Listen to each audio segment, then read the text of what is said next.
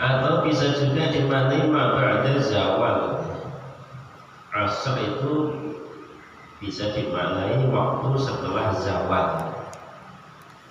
Zawal itu ya masuk waktu zuhur, itu namanya zawal.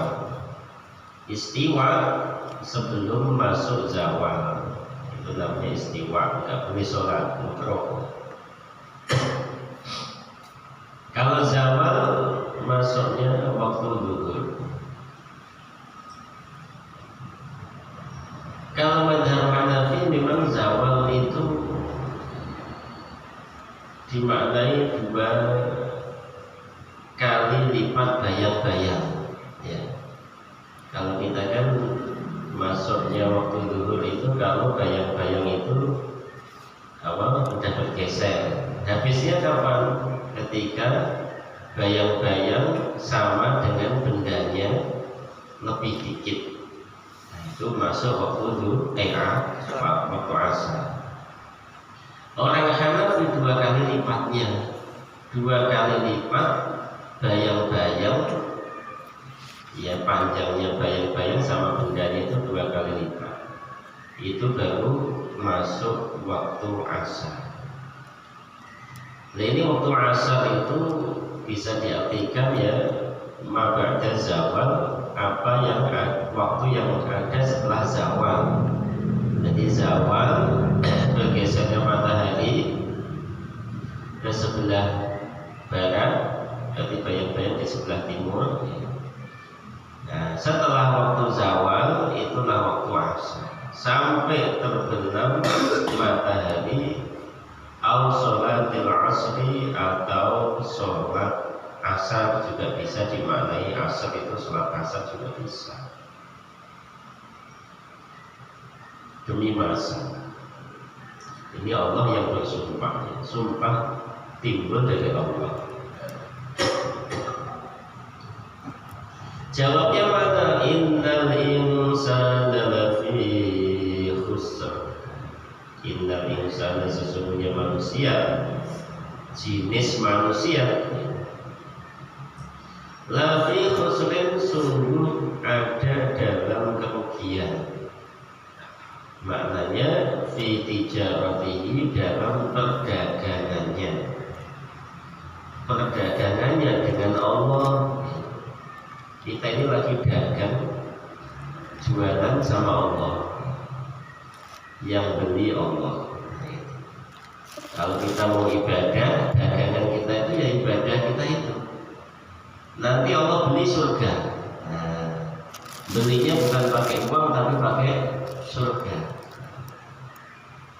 Nah maka di sini lafi khusrin, manusia itu dalam kerugian dalam perdagangannya dia dengan Allah.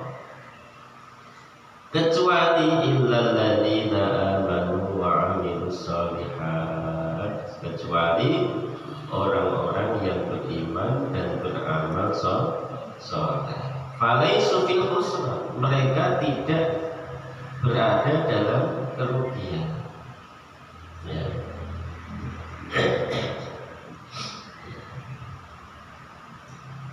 Jadi ini bisa kita ambil bahwa jikala senang, susah, sehat, sakit, kaya, miskin, ya, dalam keadaan apapun kita itu bisa terjerumus dalam kerugian.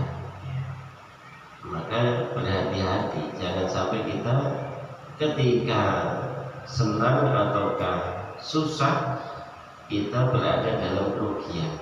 Terus bagaimana? Ya selalu dalam agama Allah, mengamalkan perintah Allah, menjauhi larangan Allah. Seberat apapun, sesusah apapun, kita jangan sampai meninggalkan perintah. Allah.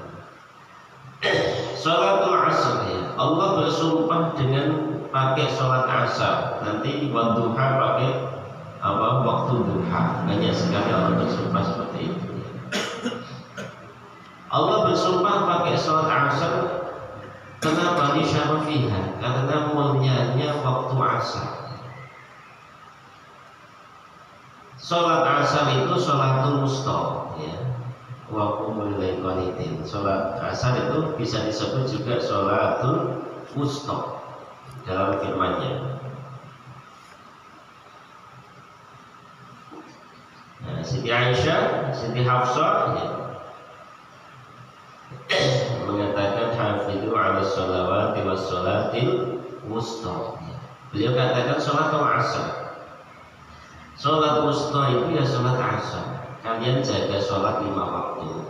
Terlebih-lebih sholatul wusta, sholat asar. Karena ada wa'ad dari Nabi, man fatatuhu sholatul asri, orang yang terlewatkan sholat asar, maka seakan dia itu kehilangan keluarganya, hartanya. Ya. Nah, jangan sampai terlewatkan alasan sibuk apapun, tanggung apa, nggak ada. Jadi sholat asar itu orang yang ketinggalan atau terlewatkan tidak mengerjakan sholat asar, itu seakan dia itu ketinggalan seluruh keluarganya, kehilangan hartanya juga hilang.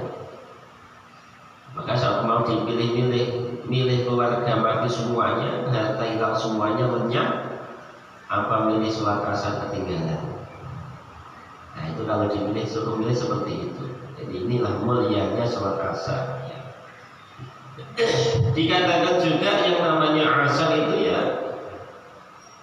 zaman Nabi, maksudnya bukan sholat asar, tapi zaman Nabi SAW ya. Allah bersumpah dengan pakai zamannya Nabi dulu ya. La uqsimu bihadzal balad. Juga Allah pernah bersumpah dalam Al-Quran, la uqsimu bihadzal balad ya. Dengan umur Nabi juga Allah tahu, la'amruka innahum la fi sakratihim ya'mahun ya. Jadi Nabi itu apa namanya, zamannya itu afdalul usul ya, zaman yang paling utama, baladnya, daerahnya, kampungnya juga kampung yang paling utama, kehidupannya Nabi juga kehidupan yang paling utama melebihi yang lainnya. Maka semuanya dipakai sumpah oleh Allah. Wal 'ashr la uqsimu bihadzal balad la'amruka innahum la fi sakratihim ya'mahun.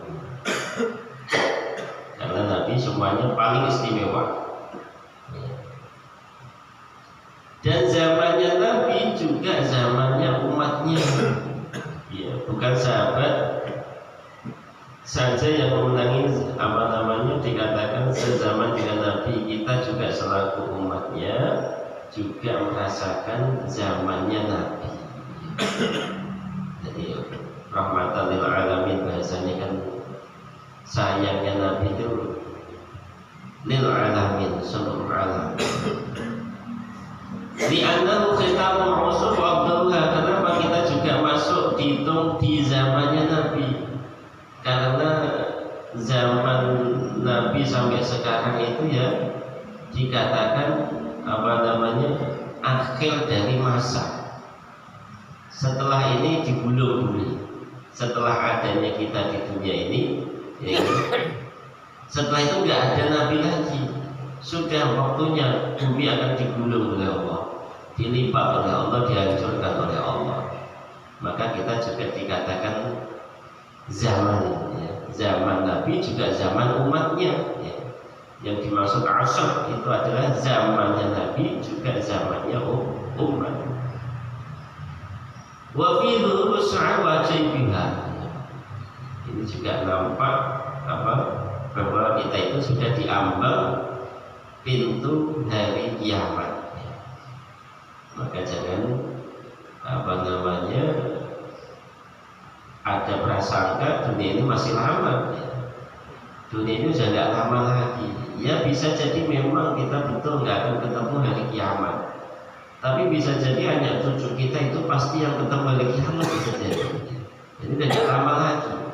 Kalau zaman nabi-nabi terdahulu, anak cucunya nggak ketemu hari kiamat ya. Tapi di zaman kita ini sudah dikatakan akhir zaman. Innal insana lafi khusrin manusia semuanya ada dalam kerugian. Illal ladzina amanu, kecuali orang-orang yang beriman dan beramal saleh. Falaisu fi khusranin, mereka tidak berada dalam kerugian. Tambah lagi watawashaw, dan mereka itu saling menasihati, ba'duhum ba'dha, satu sama lain saling menasihati. Apa? Bil haqqi, dengan kebenaran. Apa itu kebenaran? Ya, iman. Iman itu adalah satu kebenaran. Jadi ketika asbab yang mengajak akhirat itu khafi, nggak nampak. Asbab yang mengajak cinta dunia nampak. Tambah lagi manusia sibuk ya, bihubbil zahir, mencintai yang nampak itu pasti. Nah itulah kalau orang masih cinta yang nampak, dibahasakan fi khosarin wa bawarin, mereka ada dalam kerugian dan kerusakan, kegagalan. Kita dilatih untuk mencintai yang gaib, Allah dan Rasulnya. Sudah kita ditinggal Nabi, kita dianjurkan, ditekan, diwajibkan untuk cinta kepada Allah dan Rasulnya. Kita suruh yakin adanya surga neraka gaib, adanya mahsyar, adanya mizan, adanya hisab, sirat, ya. Itu semuanya perkara yang gaib, ya. Kubur, barzakh, ya. Itu akhirat, ya. Semuanya gaib, semuanya. Itu harus kita yakini. Maka kalau kita lebih mengedepankan yang zahir, yang nampak itu duniawi, kita masih dalam golongan kerugian dan kegagalan. Tambah lagi malah menghancurkan dirinya, menyia-nyiakan umurnya pada apa yang sebetulnya dia itu tidak diciptakan untuk itu. Mau diciptakan untuk akhirat, malah pontang-panting cari dunia, dikumpulkan sebanyak-banyaknya. Salah. Harusnya malah berusaha untuk cari bekal yang selama-lamanya. Jadi kita harus latih diri kita untuk mencintai yang gaib, yaitu akhirat. Wallahu a'lam. Lafi khusr, dalam kerugian. Rugi itu maknanya lalai. Bisa juga dimaknai kehancuran. Juga bisa dimaknai khusr itu adalah siksa. Atau bisa juga dimaknai dengan keburukan, kekurangan. Terus pokoknya milik-milik. Lah manusia yang dimaksud di situ siapa? Yang dimaksud di situ ya, kalau secara umum yang dimaksud adalah memasukkan orang Islam juga orang kafir. Karena manusia itu nggak lepas dari kerugian. Rugi maknanya menyia-nyiakan umur. Setiap waktu yang dia lewati tidak dimanfaatkan untuk taat kepada Allah. Karena memang waktu kita yang melewati kita itu bisa kita pakai untuk taat, bisa kita pakai untuk maksiat. Kalau kita pakai waktu itu untuk maksiat, itulah kerugian yang nyata. Tapi kalau kita pakai untuk taat, mungkin itu lebih utama. Tapi ada yang lebih utama lagi. Jadi kadang ya, kita sudah ibadah, tapi ada yang lebih utama lagi. Maka dibahasakan walaupun kita ibadah juga dibahasakan masih dalam keadaan rugi karena belum maksimal ibadah kita. Ya. Ada yang mengatakan yang dimaksud insan, manusia dalam keadaan rugi itu siapa? Orang-orang kafir, jelas. Orang kafir itu pasti rugi. Illal ladzina amanu, kecuali orang-orang yang beriman, tidak rugi. Maka ada istilahnya istisna muttasil, ada istisna munqati'. Ya. Kalau yang dimaksud itu manusia semuanya kafir muslim, ya, maka itu illal ladzina amanu namanya istisna muttasil. Ya. Tapi kalau yang dimaksud insan adalah orang kafir, illal ladzina amanu itu istilahnya istisna munqati'. Namanya begitu. Karena orang-orang beriman itu mereka tidak masuk dalam golongan orang-orang yang rugi. Wa amilus sholihat, orang yang beramal soleh orang tidak rugi. Siapa yang beramal soleh? Ya yang menjalankan perintah Allah, menjauhi larangan Allah. Ya. Allah Subhanahu wa taala yang telah memutuskan siapa yang rugi, siapa yang celaka, siapa yang beruntung. Tapi di samping itu Allah bekali manusia itu dengan akal, sehingga dia bisa memilih mana yang hak, mana yang batil. Maka jangan menyalahkan Allah ya, ketika maksiat kemudian bilang ini kan kehendak Allah saya maksiat. Jangan. Kalau ibadah mempeng kemudian kita bilang ini kehendak Allah memang saya begini, bagus. Tapi kalau lagi bergelimang dengan dosa, kemaksiatan, jangan bilang ini kehendak Allah seperti ini pada diri saya. Jangan, nggak sopan bahasanya, nggak ada.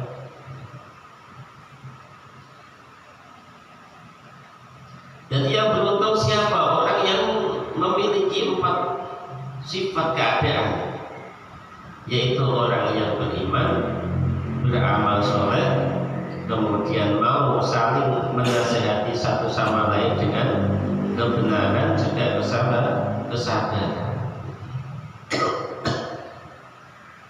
Inilah keistimewaan yang dimiliki oleh manusia.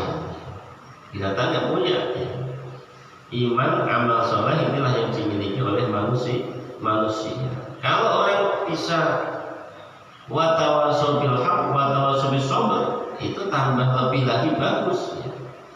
Maka dia telah menunaikan haqqullah juga haqqu ibadi ya. Kalau sedang beriman, beramal soleh, itu namanya haqqullah. Tapi kalau dia bisa amar ma'ruf nahi munkar, tawasau bil haq, tawasau bis sabr, maka dia berarti menjalankan haqqu ibadi ya. Karena kita sayang kepada umat itu harus sayang kepada keluarga, sayang kepada tetangga, itu harus sayang kepada tetangga keluarga, kemudian kita segera beliin ini beliin itu, tidak. Bentuk sayang yang paling besar adalah bagaimana mereka itu bareng-bareng kita nanti masuk surga, kita isi, dirisaukan. Tetangga juga sama, cinta kita kepada tetangga, sesama muslim, itu bagaimana mereka itu nanti bareng-bareng masuk surga dengan kita. Itu bentuk sayang. Wallahu a'lam. Wa tawasau bis sabr, kemudian saling berwasiat dengan kesabaran. Sabar itu ada 2. Kadang sabar menjalankan perintah yaitu ibadah, sabar dalam meninggalkan maksiat. Itu ya. Sabar menjalankan ketaatan, perintah, ibadah, sabar dalam meninggalkan maksiat.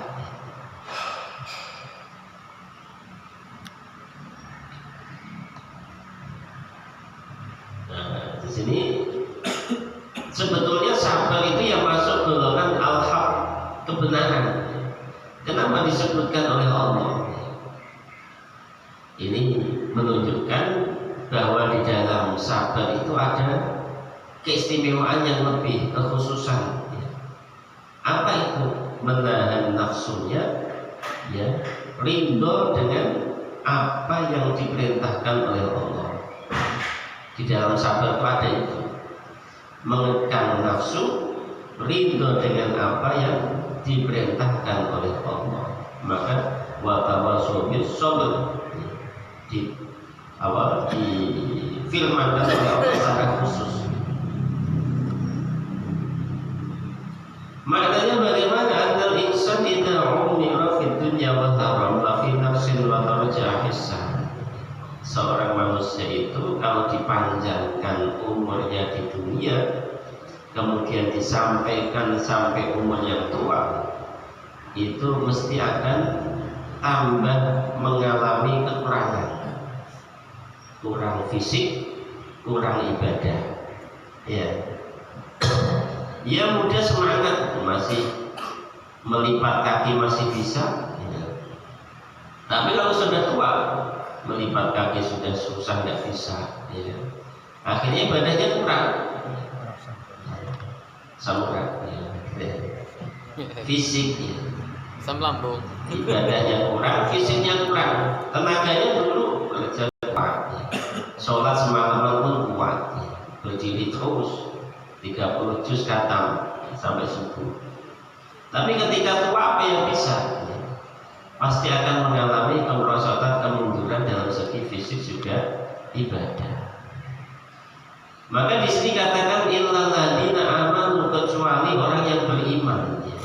Jadi Allah itu akan menulis pahalanya orang yang beriman, termasuk amal baik mereka yang mereka kerjakan ketika sehat, waktu muda, dikala tua nggak mampu akan ditulis terus. Nah, makanya ketika muda jangan nunggu tua, lantas kalau tua tak mempeng. Kalau udah pensiun lalu tak di masjid terus, jangan. Di kala tua itu pasti merosot, ibadah kita merosot, tenaga merosot. Ya. Nah, ketika muda, amal ibadah yang dia kerjakan waktu sehat masih muda, ketika tua kok nggak mampu, berkurang, akan ditulis sempurna pahalanya. Nah, enaknya begitu. Ketika badan sudah lemah, lunglai. Ya. Fatakunlah hadil ayat bermakna bali laqad khalaqnal insana fi ahsani taqwim thumma radadnahu asfala safilin illa alladziina amanu wa 'amilus shalihat falahum ajrun ghairu mamnun. Ini maknanya watini itu, ya.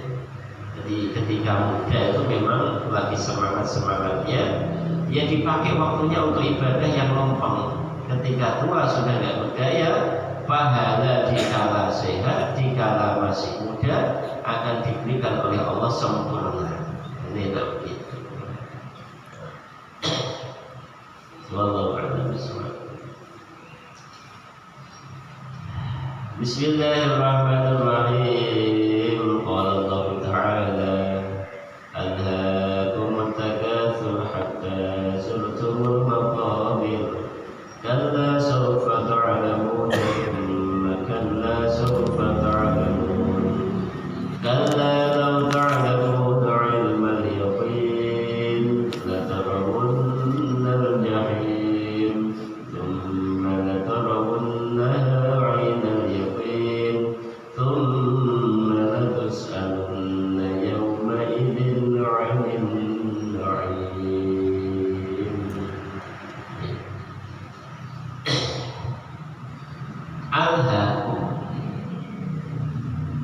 Alhaakum melalaikan kalian. At-takasur, yang melalaikan apa? At-takasur, bermegah-megahan.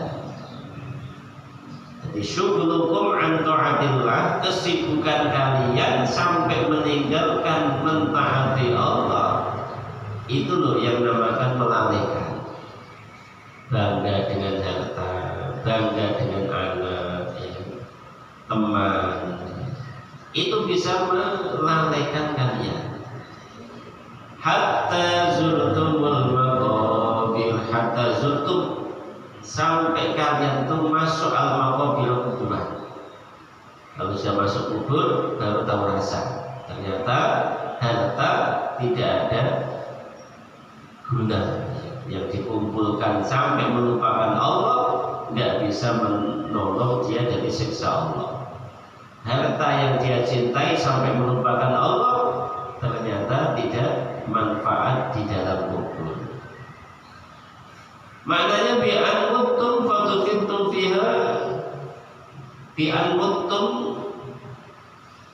kalau kalian telah mati, fatufintum, dan dimakamkan, dikubur, fiha, di kuburan, au adattum al-mauta, kalian sudah dihitung orang yang mati, takatsuran, karena bermegah-megahan dengan dunia, maka kalian dibahasakan al-hakum, telah melalaikan kalian bermegah-megahan itu sampai masuk ke dalam kubur. Ini kalau nggak tobat mestinya ya. Rabil amwal an ibadati rabbikum, sibuknya dengan hartanya, ngitung-ngitung harta sampai lupa dengan ibadah kepada Allah ya. Karena kamu kamal nu'asuna farok ya. Aku lebih banyak hartanya, lebih mulia dari kamu. Ada kan ayat begitu ya.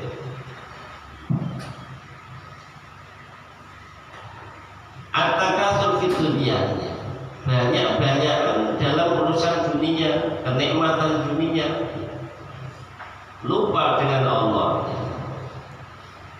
Kalah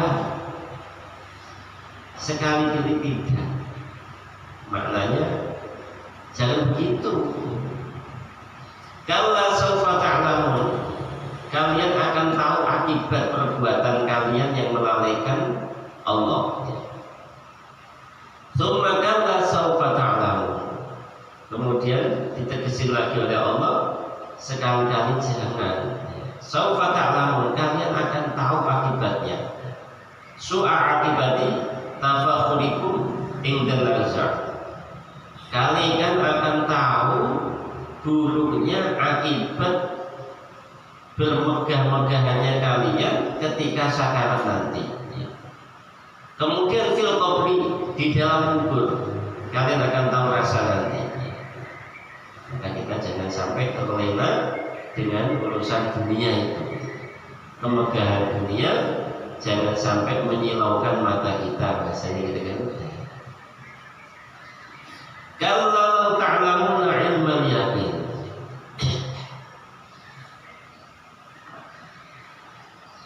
kalau benar, lau ta'lamuna, sekiranya kalian tahu ilmal yaqin dengan pasti, ilmal yaqin dengan pasti, maknanya ilman yakinan, tahu yakin, akibat tafakur, akibatnya bermegah-megahan, bangga, mashtaghaltum bihi, dengan apa yang kalian sibui.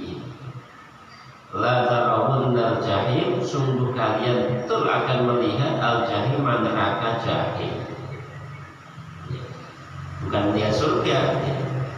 Kalau yang tertipu dengan dunia, la tarawunnal jahim, akan melihat neraka jahim, bukan melihat surga. Tsumma la tarawunnaha, kemudian kalian akan melihat neraka jahim itu ainal yaqini, dengan mata kepala sendiri. Kemudian tsumma la tus'aluna, kalian akan ditanya yauma idin, pada hari itu nanti, ketika melihat neraka itu, anin na'im, tentang kenikmatan yang megah yang kalian miliki di dunia itu. Jadi ma yaltaddu bihi fid dunya minas sihhah wal faragh. Nah, kamu sehat dulu di dunia buat apa? Waktu luang banyak buat apa? Makan tak kasih, minum tak kasih, kok taat aja nggak mau sama saya. Nah, kalau dibalikin begitu bagaimana? Ya. Jadi ziarah kubur itu disyariatkan, biar kita itu ingat mati. Bisa tambah berkurang cinta kita kepada dunia, akan meninggalkan mubahat tafakhur, angga-anggaan dengan dunia, sombong dengan dunia. Karena ketika ziarah mati, ziarah kubur akan ingat mati. Dunianya diingati gak ada gunanya kalau sudah masuk kubur. Pasti akan mengingatkan dia. Tapi ada sebagian orang yang datang kuburan biasa-biasa aja, nggak ingat mati, ketawa-ketawa. Alhamdulillah kan. Nah, jadi di sini ada ainul yakin, ada ilmul yakin, ada hakul yakin. Bedanya apa itu? Biasanya la tarawunna jahlau ta'lamuna ilmal yakin. Kalau law ta'lamuna ilmal yakin. Jadi ainul yakin itu melihat pakai ain itu mata, melihat ya, yang menumbuhkan keyakinan ya, karena melihat akhirnya yakin. Nah, bedanya dengan ilmu yakin, ainul yakin apa? Kalau ilmu yakin itu idraku syai' min ghairi musyahadah, tahu tapi nggak menyaksikan. Itu namanya apa? Ilmu yakin, tahu tapi tidak menyaksikan. Kalau ainul yakin, al ilmu ma'a musyahadah, tahu dan menyaksikan. Ya, biasanya ada orang tuh biasa pakai hakul yakin, ainul yakin, ilmu yakin. Nah, itu kita harus tahu bedanya apa. Kalau ilmu yakin itu tahu dan menyaksikan. Tapi kalau tanpa menyaksikan. Kalau ilmu yakin tahu tapi tidak menyaksikan. Kalau ainul yakin tahu juga menyaksikan. Kalau hakul yakin, namanya menyaksikan kan bisa dari dekat, bisa dari kejauhan. Kalau hakul yakin itu memang nimbrung di situ, jelas di depan mata kepala sendiri, dekat, bukan jauh-jauh. Lihat kucing di sono, itu namanya apa? Ainul yakin. Tapi kalau sekedar cerita namanya ilmu yakin. Tapi kalau tatap di dekatan, ya, itu namanya hakul yakin. Jadi yang dijelaskan. Maka di sini tadi kalla law ta'lamuna ilmal yakin, tahu kemudian tanpa menyaksikan. Makanya dibahasakan yakin itu harus. Kita kan nggak melihat surga neraka, tapi kita dituntut harus yakin ada surga neraka, alam kubur ada, mahsyar, hisab, mizan, sirat, semuanya ada dan kita harus yakin. Dan itu diantara tanda orang yang beriman. Alladzina yu'minuna bil ghaibi wa yuqimuna shalah wa mimma razaqnahum yunfiqun. Wallahu a'lam bishawab. Diriwayatkan Imam Hakim juga Baihaqi, Allah yastatir hakum ayat alfa ayat fi kulli yaumin qaum. Allah yastatir, apa kalian tuh nggak mampu setiap hari baca 1000 ayat? Setiap hari baca 1000 ayat. Siapa yang mampu? Maka di sini mana satu ayat alfa ayat, siapa yang mampu ya? Ternyata amma yastati ahadum ayat al-hakumut takatsur. Apa nggak mampu baca al-hakumut takatsur? Jadi kalau kita baca al-hakumut takatsur, dapat fadilahnya membaca 1000 ayat. Ini kan ayat cuma berapa tadi itu? Al-hakumut takatsur 8 ayat. Tapi kita baca itu dapat fadilahnya 1000 ayat. Wallahu a'lam bishawab. Semoga Allah bimbing kita, istiqomahkan kita, kematian kita dan keadaan husnul khatimah, iman Islam kita dijaga oleh Allah Subhanahu wa taala dan bisa mengambil i'tibar